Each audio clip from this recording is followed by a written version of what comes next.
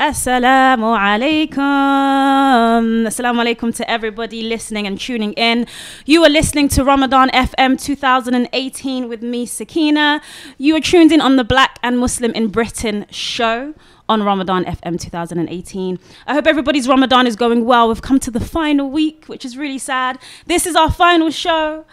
Sad times, but alhamdulillah, it's great that everyone's been watching on Facebook, on YouTube, Twitter, Mixin. I probably got that name wrong. But do tune in, do send in comments, please. If you want to get involved in the discussion, do let us know, inshallah. Today's topic, we are talking about black role models within Islam and beyond. So if there's any black role models that you want to share, let us know in the comments, and hopefully maybe we'll read it out, inshallah. I'm joined in the studio by two incredible women. We're missing Saraya. She's going to come in a little bit later, hopefully, after the break. But right now, we have the incredible, awesome, all-round creative Nims, who is also a producer on YouTube as well, has her own YouTube channel. We've also got Shakira. I was saying to Nims, every single time I say Shakira, you know what I'm going to say. I can't even stop it. Does it does that happen to you when you say Shakira? Shakira? I get chased around with it all the time. Maybe we even start with, has anyone done this to you before? Of course they have. I'm so sorry. It's a beautiful name, mashallah, beautiful name. But Shakira is a designer. She's an animator. She is a project manager, and she's also the only useful Shakira in the room. I like that. But alhamdulillah, Shakira and Nims, welcome. Assalamualaikum. Alaikum salam. How's your Ramadan going? Good, alhamdulillah. Last 10 days. What are you saying about the last 10 days? You try your best. You try your best and you keep trying. Yeah. And you keep failing and you keep trying. And you keep trying. That's what you have to do, isn't it? Just keep trying. How's the beginning of Ramadan been, Nims? Ramadan was good. Like, I always complain about it, and then it happens, and I'm just like, oh, it's not even that deep. But then come next year, I'm gonna be like, oh, I don't want this. I'm not ready. I can't give up food. And then like Tarawih, and then start, and then I'm just like, yeah. It's always good. Ramadan, I feel like, is needed, and you don't know how needed it is until you're experiencing it, until you realize all the things that you had to get rid of, all the ways that you just weren't even doing right by yourself, until you have to like give up food. Absolutely. And then you start thinking, oh man, I've been procrastinating, I've been boredom eating, I've been doing so much, I've got to use my time properly. Yeah, even the amount of money that you spend on food, right? That's when you realize, like, in Ramadan. See, for me, it ain't even about the food. It's about everything else. It's about me making sure I ain't looking too hard. Let's say, a guy, for instance, or me making sure, for instance, that I'm actually keeping my character and my manners proper. Oh yeah, that's been hard. That's the harder part. Exactly, the eating is not a problem. That's actually been hard. I've had to like, I had a conversation with my mum, and I was just like, do you know what? Yeah, I'm not even gonna pretend. I cannot be this character. What would the Prophet do? Like, that's not my. Allah. That's a huge. That's a huge personality to put as what I am going to try and be like during this month. Yes. I'm not going to wake up and be this perfect person. It's impossible. So I've just had to be real and be like, you know what, I'm just going to try. That's all we can do, isn't it? I think that's the key thing with Ramadan. I feel you have to be honest with yourself. Yeah, the day before everyone's like, this spiritual awakening is going to happen, and you're just going to be mad religious. Flip a coin and suddenly. Once you're fasting, but then you just have to kind of go, do you know what? It's second nature to cuss someone. Yeah. I have to maybe pause and think of a nicer way to cuss them. I still deliver the cuss, but I just won't be so. But you know what? You're just being real. You're being real, and this is the beauty of Islam, is that it doesn't expect us just to kind of change straight away. It's that struggle that Allah loves, and obviously Ramadan has been a struggle, but alhamdulillah, may Allah kind of reward us for our struggles. I don't know if you saw the Black and Muslim in Britain videos. Actually, I do know that you both watched them. I'm like, I don't know if you did. Definitely did. I was on the screen. Yay! So one of our videos was about, like, alhamdulillah, one of the popular videos we had, obviously, being black and finding love. That was a really popular video. The stereotypes of being a black Muslim, and then we had black role models. And what was really incredible about that video, for those that didn't get to watch it, you can watch it on YouTube. Just type in Black and Muslim in Britain. But that video was nice because it showed the variety of different black Muslims.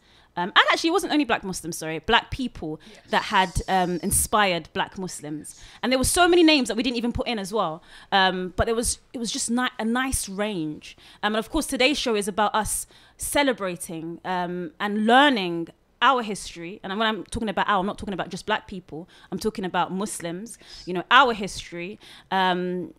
recognizing those figures that have inspired us and that have left a legacy, you know. And it's important that we teach this to ourselves as well as our children and further generations, because that's how you get inspired. That's how you know. Yes. If you don't know your history, then what are you? Do you know what I mean? Exactly. So I'm gonna come to Shakira first, and I'm just gonna ask you to share maybe a couple, maybe one, two, some of Black Muslims and non-Black Muslims and non-Muslims that have maybe inspired you on your journey. They don't have to be famous, do they? No, anyone. In fact, you know what? Off the top of my head, I'm going to say Brother Ishaq Sware, who was one of my Islamic studies teachers. Just bring your mic up for me if you can. Yeah, that's it. Brother Ishaq Sware, who was one of my Islamic studies tutors.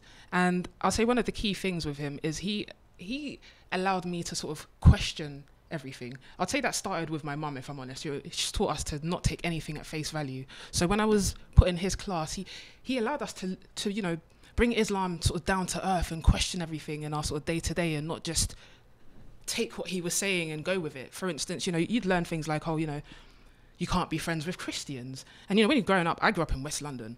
I went to a mixed school, and they're telling you, okay, you can't be friends with Christians. So I'm coming home and I'm like, Mum, you know, so-and-so said this. But Brother Ishaq, he was like, you know, actually, when you look at your life right now, you're sitting there, it's all about balance. That's really what it's all about. It's all about balance. To add another person, actually, I'd say Dr. Alawieh. Okay. Not sure if many people know of him, but he, again, very key person. He taught me that Islam is very descriptive with what it allows, and it's prescriptive with what it doesn't allow, which means that we have so many right ways of doing things, but we box ourselves into the laws and the rules and the policies. And in the same way, the things that are clearly prohibited are clear. Yes. So we don't need to start, you know, adding extra sort of compromises or being like, oh yeah, do you know what, we can actually get away with this because of this, or etc. So that, for me, you know, it gave me so many things to consider. And again, it showed me that there's so much flexibility in Islam, and the restrictions actually come from us humans. We've unfortunately taken the humanity out of Islam. So I'm just like, the way you were talking about descriptive and prescriptive. I was like, wow, to look at Islam like that is so true. I remember one of my teachers, my religious studies teachers, really random, but he was saying, you know, it's Muslims that make it hard. Like, Allah makes it so easy for us, but as Muslims, we want to make the religion hard. You know, we like, as you were saying, we like to bring on these rules and be like, you can't, it's very black and white. Yes. Do you know what I mean? Whereas Islam is not black and white. There's so many colors, you know, which is beautiful. But I'm loving, so Dr. Alawieh. Dr. Alawieh. Shout out to Dr. Alawieh if he's listening. I'll tell him too. And Ishaq was the... Brother Ishaq Sware. Brother Ishaq, mashallah. He's working at the UN now as well, actually. Ooh, wow. Well, shout out to them and respect to them. Amazing. And Nims, what about you? Mine is, I spent, ever since we spoke about, I've spent like a week trying to rack up names. And I just thought I'm going to be authentic. You had a week, sorry. I'm going to be authentic. Mine are always my parents. And the reason for that is because, if we're speaking black role models, is because I wasn't raised questioning my black identity. I spent 2 of my formative years in Nigeria growing up due to like other circumstances. I was surrounded by black Muslims. I was never under the impression that black Muslims didn't exist. And then when I came back to London, my dad we went to, not immediately, but eventually I went to a black mosque, and I was surrounded by black Muslims again. And so and I had this conversation with my dad, I was like, growing up, I've never felt at a crisis with my identity because so I've never went, this person's my role model, or this person, everyone's just been a part of my life. But if I'm going to dissect and actually think about who influenced me to where I am today, it's my parents. And it's mainly because my parents are teachers, so they taught Islamic studies, and they also taught, like in schools, they taught science, English and stuff like that. So my parents have been very active. I've been taught by her dad before. Oh, is that the connection? Oh, brilliant. My parents are teachers, so I've always, and then obviously when you have parents that are teachers, they're surrounded by other teaching folk. So pretty much all my dad's friends they've had conversations at my house, and we've been sitting there, you know, serving them tea, listening to what they're saying here and there. So I've really been influenced by my parents growing up, and it's only something that I've realized now. It was after being black and Muslim, actually, when I watched it, and I was like, wait, hold up. Everything that was said was nuances to me that didn't matter, because I was just kind of like, I never had to question my identity. But when it was put in front of me, I was like, wait, hold up. I've experienced this too. Like, why do people do that? I just never felt, it wasn't ever enough for me to be like, this is an issue. Yeah. Or this why does this keep on happening? I've just always felt like, oh, this is a predominantly Asian mosque. I'm not going to be comfortable here. There's a black mosque. I'm going to go there. Do you know what I mean? Like, I've never felt, why is there so many this? Why is there so many that? So then I watched Being Black and Muslim, and I realized I had all these questions that I've never bothered to even check for or to even acknowledge. And so I went back and started speaking to my parents. And I was like, this thing exists where when you're black, you experience it constantly. You don't forget that you're black, and you also experience this in the Muslim community. And my dad was kind of like, yes, I know this exists. And I was like, so if you know this, why was I so sheltered? Why did I manage to ignore it? So we've been having these kind of like unwinding and unlearning conversations, and it's been really fun because like every day I discover something new. But when it comes to role models, my role models have always been the prophets. I've always been sent back to look at the prophets and the Sahaba. I've always been given the books on the prophets and stuff. And so whenever something's going on in my life, I just kind of go back and read. And like I've been saying it for a while now, but for the past, during Ramadan, my biggest role model at the moment is Prophet Yunus, alayhi salam, because Yunus, to me, I don't think people focus on this part of the story, but Yunus walked away from what Allah told him to do, was then caught in the whale. We always focus on the fact that the whale, that was a miracle, the whale didn't kill him, Allah spared him. But for me, it was like a journey of mercy. He said, I can't do this. This is too difficult. I'm going to give up. And he left. And that's a prophet. And so for me, I've just been really analysing the moments of weaknesses in the prophets' lives, because we hold them to these standards and forget that they're not infallible. Yeah. We treat them like they're perfect. And so I was like, Yunus walked away from what Allah said, and Allah didn't send him to hell. This is Allah's mercy. Yes. This is how much Allah loves us, that a prophet that he picked, someone he chose, decided he wasn't going to, and Allah knew, everything is written, so Allah knew this person was going to say, no, I'm not going to do this anymore. But there's a lesson in that, and I wanted to focus on that. So this Ramadan, my role models, as cliche as it is, have been the prophets, but particularly Yunus alayhi salam. And then my mother reminded me of Nuh, and she reminded me of Ibrahim, and she reminded me of all the stories of when even the Prophet Muhammad sallallahu alaihi wasallam, when they said, this is too much for me, I don't want to do this anymore. And I think there are so many aspects of their lives that we can always go back to, because they were picked for a reason. And those are kind of, I can't say if Yunus is black because I don't actually know, but those are my role models. But I think that's beautiful. I don't think you should say it's cliche at all. Like the fact that both of you chose teachers, which is really interesting. When from from your personal teachers in your life to your parents to the prophets, like the power of the teacher. And in this day and age where the education system is messed up, we don't value our teachers anymore. You know what I mean? We don't pay them. We don't value them. They're just there to kind of like look after our children. But when you look within Islam, and not even just within Islam, just within life, like to have a teacher, regardless of whether that's your parent, your sister, the Prophet Muhammad sallallahu alaihi wasallam, whatever it may be, the importance of the teacher. And you see that within, referring back to the video again, the Black and Muslim in Britain video, and the question that we asked. And it was interesting that almost every single person mentioned Muhammad Ali and Malcolm X. And once again, this idea of teaching. And they inspired me. They were my teachers. And we couldn't include everybody's reason because it would become too long. But we started off with Malcolm X, Muhammad Ali. I just want to get your views on why you think that is. Like, they're my role models too. Like Muhammad Ali, I think different people resonate with different things. I loved his defiance. I loved his ability to say, this isn't right. I'm not going to stand by this.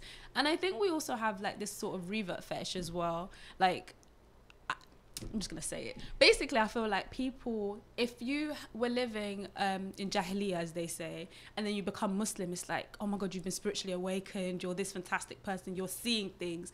And so I feel like whenever anybody becomes a revert and then seeks knowledge and then, wants to start educating, we kind of almost put them on a pedestal as well in society. But regardless, Malcolm X and Muhammad Ali, they were stubborn, and I appreciate that for them because they showed me that adversity is when you shine. Like, you don't have to listen to what the majority is saying. If everyone's saying this and you don't feel it's right, like Muhammad Ali refused to be drafted. I don't think I could have refused, but I looked at him and I said, he refused, he still survived, he did what he had to do, and I will always respect that. And for the fact that being a Muslim is always going to be something that people are going to hold against you in this climate, and just consistently. I think that's why a lot of us look to them and we're like, yes, power.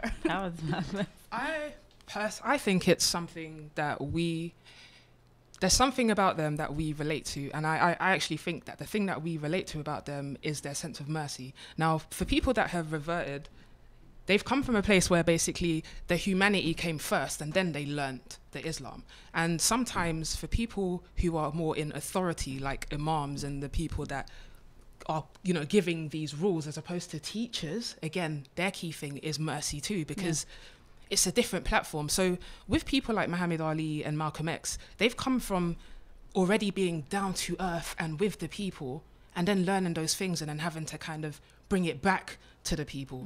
And to, again, relate that back to the Prophet, sallallahu alaihi wasallam. We talk about dawah these days and people stand on the road throwing Qurans at people, but the best example we have is by being that example. The Prophet wasn't sitting on some island far away. He was in the communities. He was there every single day, being down to earth with them. And I think it's those exactly. It's those things that we relate to. Like, you can, anybody at any day and age in any place can read what they went through and resonate and be like, okay, I can relate to, like, if you. And it wasn't easy. It wasn't. It's never easy. It's like even Mother Teresa, which I haven't actually read her autobiography, but there was always.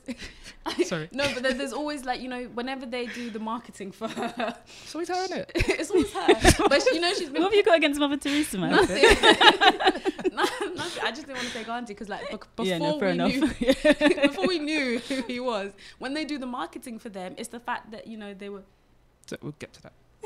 I didn't know about who he was prior to, like, learning about him. I was just told Randy was this amazing. But that's what people do. We put people up on a pedestal. Like, these guys are perfect. They're amazing. They're fantastic. You know, he But it's based on someone else's. Yeah. So I feel like whenever you read the stories about Malcolm X and you read what he went through, and for me, I think also Malcolm X, the defining moment was when he came back from Hajj and he was just like, okay, cool, like, there are Muslims of different colours walking hand in hand. Okay. And then he was able to turn around and go back to his community and go, I think this is problematic, what we're doing here. So he kept on showing through his journey moments of, you know, where he's at a fork road and going, I'm going to go and choose the hard part. I'm not going to say the right or wrong part because that's political, but in my opinion, it's like you choose the hard part. Am I going to go back to my people and say, okay, like, we're Muslims, but there's something wrong, or there's something that I don't necessarily agree with. You're walking away from a community once again.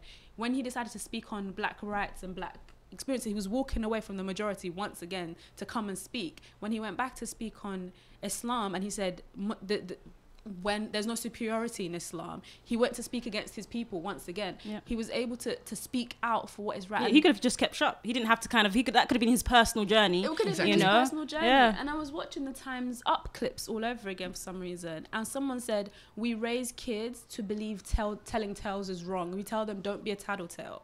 And that really resonated, because it's like, you tell people, don't be a snitch, don't be a tattletale, don't do this, don't do that. And you're basically telling them, don't speak up, don't use your voice, don't empower yourself. Oh, I don't know. I don't know if I agree with that. Like, it's like, if you're raised to believe not to snitch, like, okay, your sibling does something wrong, your parents like, oh, you shouldn't be a snitch. Like, you're raised not to report. I think it's in the way that it's mentioned. So if I can jump in on here. So for instance, I have this issue with sincerity and how people mention things. So if I wanted to advise my fellow brother or sister sincerely for their sake, not for mine, then I'd do it in a way that's sort of, you know, conducive to them receiving it. So kind of lost my point there, but being a tattletale. Yeah, so basically, if you're kind of told, for instance, oh, you know, you shouldn't say this because it might have this impression on someone, then But I guess it comes what you said at the beginning about balance. So this idea of making sure that you, as you said, you need to speak up. You know, if there's something that you need to, it's this idea of justice.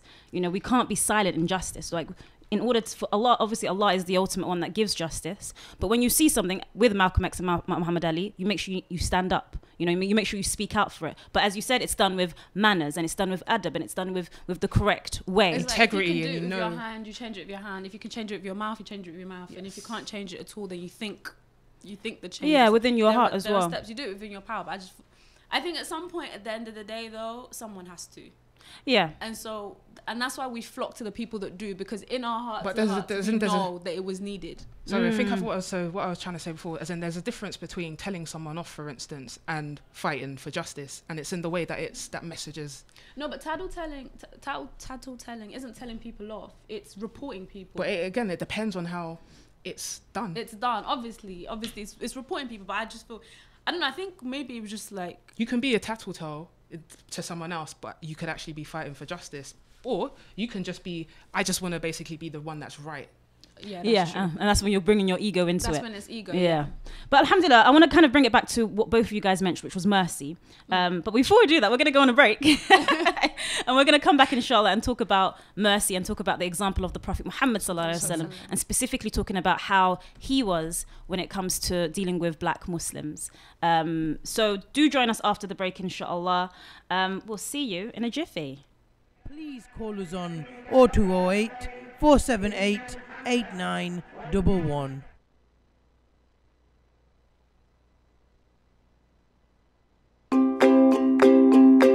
MR Accountants provide a full range of accountancy and taxation services, including annual and management accounts, self-assessment, tax returns, VAT, bookkeeping and payroll services to all different types of businesses. With our in-house chartered accountants, you can be guaranteed to save money. Contact us now on 0203 432 9138.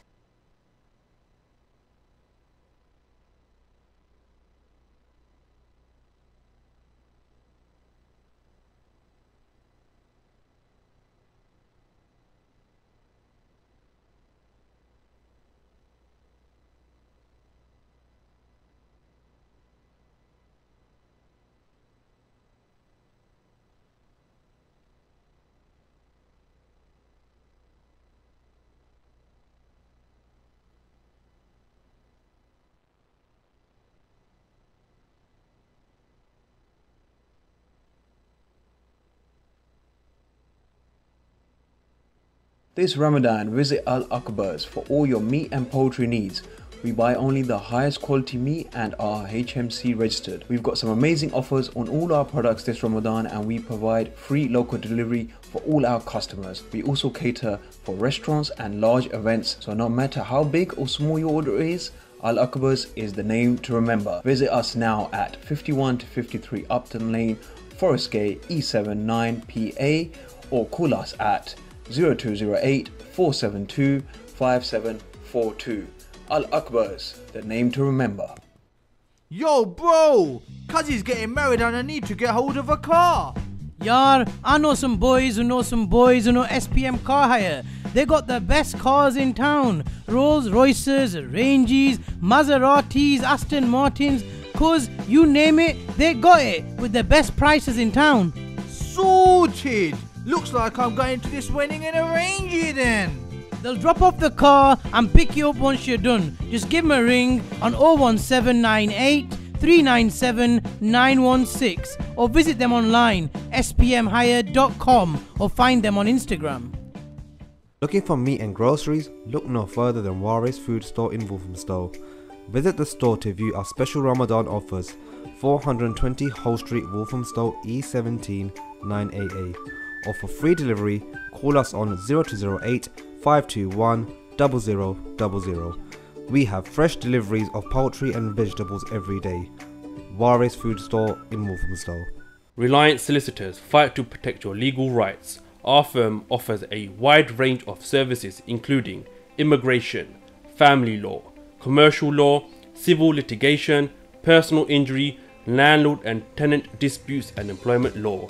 Visit us at 602A High Road, 7 Kings, Ilford, IG3 8BU or call 0207 183 5439.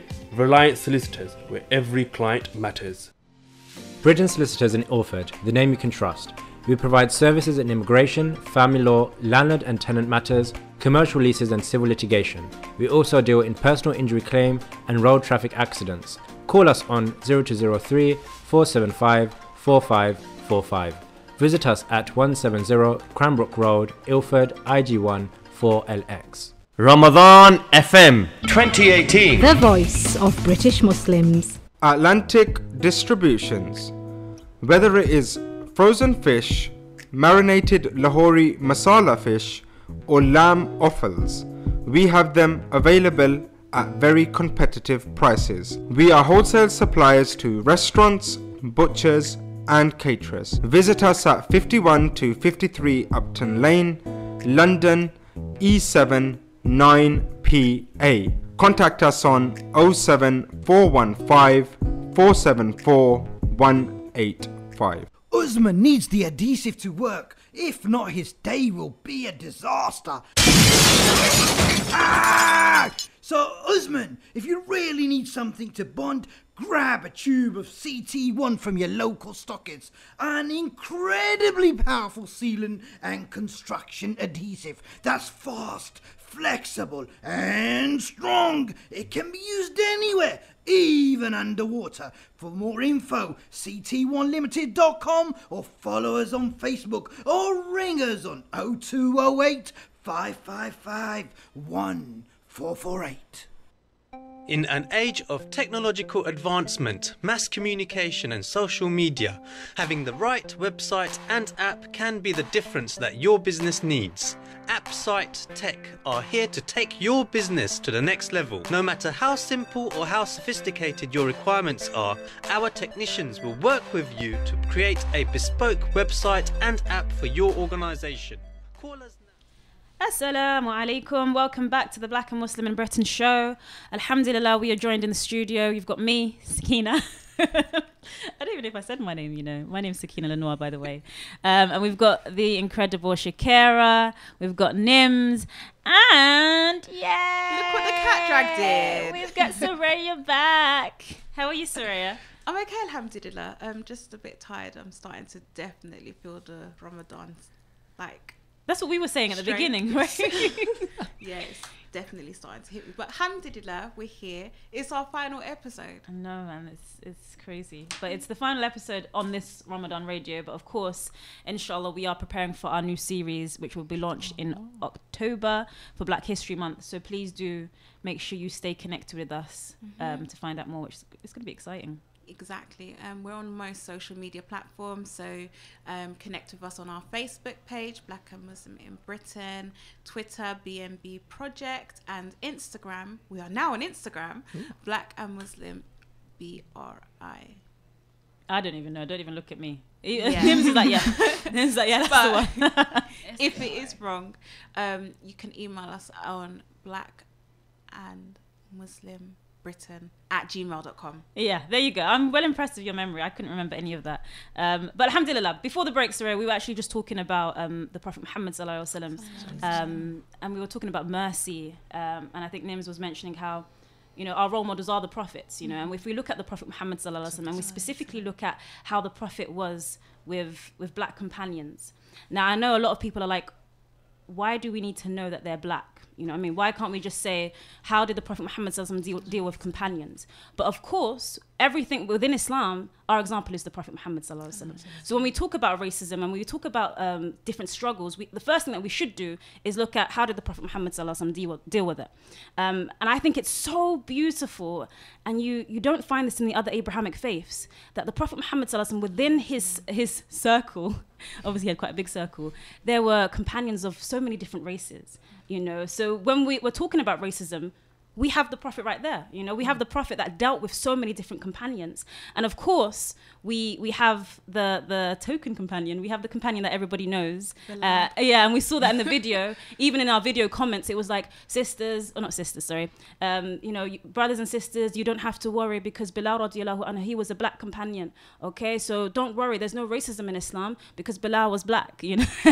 And within the video, we saw that same theme, that every single black Muslim has had that thrown at them, and a lot of people were like, but why is that negative? What are you trying to say about Bilal? You know? So I'm going to bring it to Soraya first, inshallah, in regards to your feeling on, is it a negative thing that we always get thrown? Bilal, may Allah be pleased with him and bless him and raise him, because he was an incredible, amazing companion. But why is it seen as something negative? I think it's because it's kind of like a blanket term as to dust under the rug that there is a rife anti-blackness within the ummah, and if you're able to allude to somebody who's got such a high status within the religion that, well, if he was a companion and highly revered and loved by the Prophet sallallahu alaihi wasallam, then we should be happy that we have somebody to aspire to. And obviously if he's beloved by the Prophet sallallahu alaihi wasallam, then by default, Muslims love their black brethren. But the reason as to why it's taken as an insult is because you're using it as a pacifier to stop people from talking about the issues and trying to address them and find reasonable solutions, or you're almost making it seem as though the complaints or the issues that black people do face, black Muslims face within the Ummah are minuscule or diminished. So I think for me personally, I really hope that every time that Bilal radiallahu anhu is used as a pacifier, that his barakah gets increased a lot more, because I feel it is unfair to keep on using a revered part of the Sahaba to kind of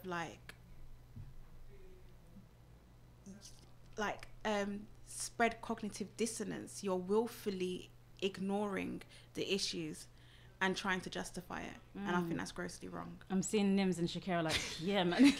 They're next to you like this. What are you saying, Nims? It's that I wouldn't mind it if you did treat me like I was Bilal. If when you saw me, you saw Bilal and you treated me as though this is, do you know what I mean? Like, then it's fine, yes. You know, because obviously then you'll be like, this is a person I'm going to respect, as the Prophet did. You only use Bilal's name to kind of hush things up, as Saraya said. But if Bilal was in front of you, would you treat him differently than you treat us? You wouldn't see him as that. You'd see him as a black person first. It's because Bilal is theoretical in this moment. It's not something, he's not tangible. We can't physically touch and feel him, so you can use it as a plaster to cover a plot hole. You're like, just throw Bilal's name and then they're all going to get silenced. Yeah. If I did that to anybody else, if I went, yeah, but you have this one name. If I went to, if I said Salman al-Farsi, anytime Persian spoke up, it would be, I'm not him though. Yeah. I'm not. Do you know what I mean? Like, yeah, I'm not that person. As great as Bilal was, I am not Bilal. Yes. And I think someone forgets that, but I think a lot of us forget is that had we been alive in the Sahaba's time, would we be Sahaba? If you can't even, you know, if you're not even 100% certain that you would even have followed the Prophet had the Prophet's time, what makes you think that you are following the Prophet now just because he's not here? It's kind of, that's deep, man. Dismissive. That's deep. Really deep. That's deep. You know, I pray that if all of us here, I pray that if we were there during the time of the Prophet Muhammad sallallahu alaihi wasallam, that we would be lovers. You know, I pray, inshallah. But as you said, we don't know. That's the thing. We don't know. Nature. If you think about it, like, it's crazy. But this person comes up and they start saying, "Worship one God. I just came from the mountains and and I've heard this, that, and the rest." Thinking about it now with social media and the way things are, if that happened, we'd all go, "No, you're wayward." Yeah. Because we don't listen. We don't hear what people have to say. And now you have platforms where people are speaking. And again, you're not listening. You're not hearing what they have to say. But you're so sure of yourself. And I think if people think of it in context and they apply that time to now and they think about it and we wonder, would that be us? Would I be of the misguided or I would be of the guided? Because can I listen and can I hear? Yeah. That's what the Sahabas did. And that's why they are the Sahaba. Yes. You can't now say you have Bilal as if, you know, that even accounts for anything. We are not Bilal. Treat us as the individuals we are, I think. I'm into that. What are you saying, Nims? Not Nims. Shakira. I don't see it any differently as this whole thing is when you have the token black person, even in, say, an organisation. So if you looked at, I don't know, I'm just going to pick a random thing. Obviously, it's not true of the BBC. But if, say, the BBC had the one person like, you know, Trevor McDonald on the news and it was like, oh, yeah, well, actually, there isn't racism because, look, you've got Trevor McDonald here. That's a good example. I don't see it as any differently from that. But the thing is, by you saying that, again, as Saraya said, you're completely downplaying the issue. You're almost saying, well, you can't complain because actually there's one of you guys already there. Yes. But here's the thing: we as people, we're not going to get our sense of value as black people or black Muslims by you showing us Bilal as the example. We already know about Bilal. We know about all the other Sahaba as well. But it's like, why would you single him out as, for instance, the black, you know, Sahaba, for us to now be like, that's okay. It's okay for you to now sort of say, oh, you know, our opinions are, you know, quantified, or the things that we have said have been sort of taken on board. I think a lot of things from back then as well have been forgotten. The fact that there was a lot of hierarchies and people looking down on people, and the Prophet sallallahu alaihi wasallam, he scrapped all of that. Again, it was all there aren't any of this hierarchy at all. We're all the same in front of Allah. So we're still all the same in front of Allah now. What has changed so differently since then and now? It's us. So I don't know. Again, I don't see it as any differently from when we single out the token black person in any organization, and we're like, well, that's fine, because we're always still seen as us having a chip on our shoulders. Yeah, or we're seen as outsiders, and it's funny. Like my issue with using Bilal radiallahu anh as the token black Muslim is that it's not necessarily more to do that. It's kind of silencing the real issues. For me, it's like, there are so many more black Muslims during the time of the Prophet Muhammad sallallahu alaihi wasallam. Why aren't you talking about them? Why is it only Bilal? It makes it seem like Bilal was the only companion. When you look at the Prophet Muhammad sallallahu alaihi wasallam and you look at the amount of companions that are around him, so Ayman, like, she's my favorite. She's my mum. Like my second name is Baraka, and every single time I talk about her, I get emotional, because I look at her life and I look at how the Prophet Muhammad sallallahu alaihi wasallam was with her. He said, she's my mother after my own mother. She was one of the few companions that was there before the Prophet Muhammad was born, right up till his deathbed. She was there, and he massaged her feet. He loved her. And this was a black woman. This was a black woman. And then you look at other examples such as Lady Fidda, who was so like up there, mashallah. She would only speak in Quran. Like, I know that sounds a bit dodgy, but like that's her state. When people used to speak to her, she used to respond in Quranic verses. But why would that be dodgy? Because it's like, if you look at famous playwrights such as William Shakespeare, people quote him, and some people, or even Rumi continuously spoke in his poetic litany. So I wouldn't say it's weird. You have Star Wars fan that learns Klingon. No, but for me, it's still does not say it sounds dodgy. For me, it just, like, if someone was to do that today, of love. Yeah, it's the love, and that's because she's high up there. See them as black as well. That's another issue. They were people. Yes, they're people. They're not. Oh, that's my black Sahaba, or that's my black wife, or that's my black. But we should people. We should know them as black, and that's the thing. No, but we need to know them. We need to now, because we need to have that kind of. I wanted to make a point, sorry. Leverage. Sorry. I remember there was that moment of racism in the Sahaba story when a Sahaba referred to, I think it was Bilal, but I'm not 100% sure. He referred to another Sahaba as like the son of a black woman or son of a black slave or something like that. And I just thought of this now. The Prophet didn't say, oh, that's bad because I have a black mum, or I have a black friend, or Bilal's black. Like, he never used another black person to dismiss why that was wrong. He just simply said that's wrong. Yes.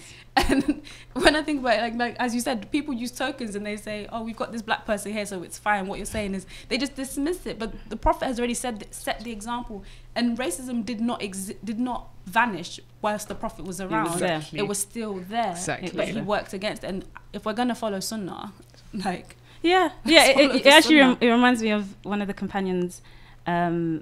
Forgive me if I'm wrong. I think it's Osama ibn Samit, but I might be wrong. And this was during the time of Umar radiallahu anh. And it's a really funny story. So he was sent out to a Coptic leader, and he was sent out as the leader of the companions. So he went out to go and speak to him, as they were kind of expanding into Egypt. And so this leader looked at him, and he was known as being very black. And he was like, get this black man away from me. And they're like, how can you have a black man as a leader? Which I was just like, whoa. Do you know what I mean? Like, easy now. Well, this is how I read it. I can hear it. Like, I can so hear him saying, get this black dog away from me, which, to be honest, sounds very, very harsh, but it happens today. You hear those sort of things today. And what I think is beautiful is the response, one, of the companions, and the response of the black companion. I think his name is Osama ibn Samit, but forgive me if I'm wrong. And cuts long story short, but what I love is when he says to him, you need to know that there are 1,000 more men back where I came from that are blacker than me, and you would be even more scared than this is just one of me. There's so many more like me who are darker and who are even more scarier. And the companion said, how can you? This man he's our leader. Okay, and he's our leader because of his intelligence, because of his integrity. It's not about his skin color. And I just thought that was such a beautiful. The story's not read the book, inshallah. Like, it's I'm not a storyteller, but for me that stayed with me and stuck with me, because I was like, this companion is, one, acknowledging his skin color.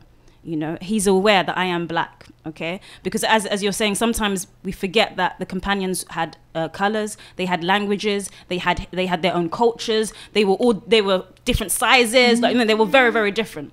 And secondly, it's the response of the companions, you know, who weren't necessarily black, and they're just like, you know what, he's our leader. You know what I mean? He's our leader, and we're going to take him as our leader, because it's not just about the skin color. Yes. It's about so much more, which I think is so beautiful and so powerful. And I feel like we need to hear more of these stories. Like, we need to know more about our companions, black Muslims as well as other Muslims as well, inshallah. I'm going to come to Saray again, because I know you missed out at the beginning, and it was really beautiful hearing Nims and Shakira share about their role models, and we were kind of talking about teachers and the importance of teachers. Mm-hmm. And I know maybe one of your teachers in the video, you mentioned one of your teachers is Rihanna. Mom's never forgiven me for that, you know. I'm gonna get you. No, but seriously, can you share with us some of your role models? Yeah, Rihanna is one of my role models. I think she's amazing. When she first started her career, I think she's about a year older than me. So I was about 15, 16 when her first song came out. And initially, everyone thought she'd be a one-hit wonder. And to be totally honest, from her first album, I thought that would happen as well. But then she done something really incredible on her third studio album. She completely changed her image. And started doing a lot more, and kind of like broke free from that mold that they wanted to initially put her on as like a generic pop princess. And then she started experimenting with different sounds, started breaking through into film and fashion, and she was just being respected and revered in circles that typically black people, especially for her age as well, wouldn't have broken into. Or alternatively, what would happen is that some form of a scandal will happen. I'll go as far to say that in terms of her kind of like star power, she is as big as Whitney Houston was at her prime. Maybe not as talented, no, definitely not as talented, but in terms of kind of like her star power, definitely I would say that. Rihanna, with her influence, she's able to kind of like dominate multiple different retail sectors, as well as set up a international foundation, a gala in the name of her late grandmother that receives like millions of pounds of donations, and she's able to basically be unapologetically herself and extremely successful. And for me as a black woman to see that, and someone who's so close to her in age, I'm like, my accomplishments pale in comparison to Rihanna's. But I wouldn't say that. But it's like, it fills you with hope, and I think that's what a lot of black people need to see. Like I said, mentioned in the video, a lot of Muslims will probably be thinking, astaghfirullah, that's who you aspire to be like. I was like, but if you kind of like take away how kind of like questionable her dance moves are and her choice of attire, the fact that she remained true to herself and her craft and her work ethic is incredible. So of course that would be my role model. I think I'm sure a lot of people probably disagree with you, but that's the beauty of role models. It's not about like, just because she's your role model and your inspiration doesn't mean like, you know, we don't have to all have the same role models and the same people that inspire us, and that's your personal story, which is beautiful. We've actually only got about 4 minutes left, and I really want, in these 4 minutes, as we're talking about kind of we're talking about the mainstream now, and especially this year and the past couple of years, this idea of being woke has really been brought into the celebrity culture with Beyonce, and of course Black Panther, which is really interesting. I don't know if it's now fashionable to be woke. I don't know if it's a phase, so maybe like by next year everyone will just be back with, it's needed, you know.